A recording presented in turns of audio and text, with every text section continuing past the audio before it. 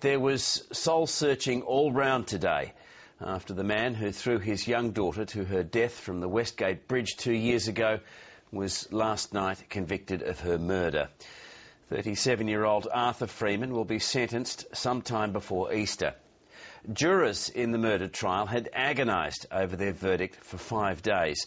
And today, the case variously prompted calls for closer scrutiny of custody battles, better support for people going through the family court, and more counselling for members of juries. Kerry Ritchie reports. What Arthur Freeman did 2 years ago defies belief. I don't think there's anybody in Victoria who was here that day who wasn't moved to tears by these events. When Freeman was found guilty of throwing his 4-year-old daughter Darcey to her death off the Westgate Bridge, he stared straight ahead. He opened his mouth a few times like he was gulping for air. His ex-wife, Peter Barnes, Darcey's mother, quickly left the court.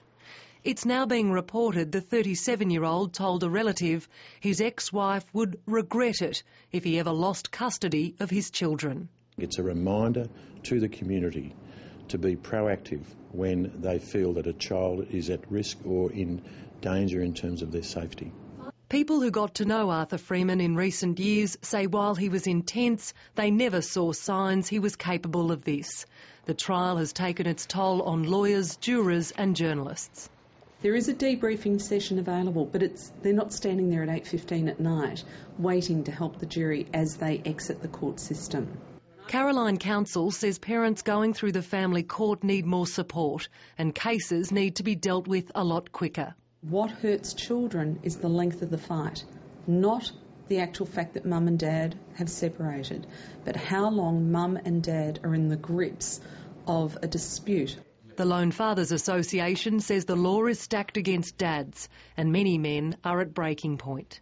So I've took ropes from around blokes' necks and stopped them from burning up with their children in the car and stopped them from burning up their house in one case.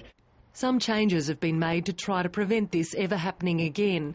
A high fence has been put up on both sides of the Westgate Bridge. The judge praised the families on both sides for the dignity they'd shown throughout the trial.